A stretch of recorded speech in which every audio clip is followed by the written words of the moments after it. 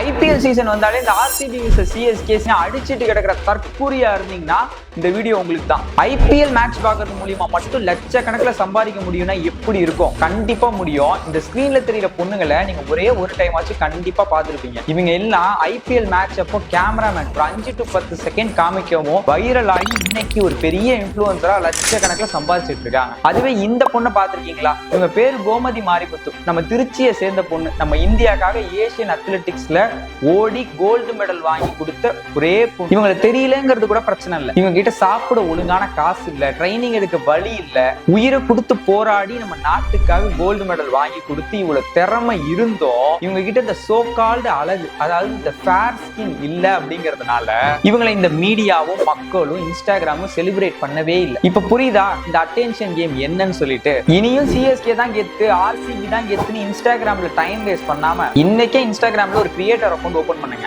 ப்ராப்பரான content daily post பண்ண ஆரம்பிங்க. உங்களுக்காக ஒரு ஆடியன்ஸ் பில்ட் பண்ணுங்க. அதை வச்சு ஒரு பிசினஸ் ஸ்டார்ட் பண்ணுங்க. சத்தியமா சொல்றேன், 6 மாசத்துல உங்க லைஃபே மாறும். எனக்கு மாறுனுச்சு. அதான் இதோட ஃபார்முலா.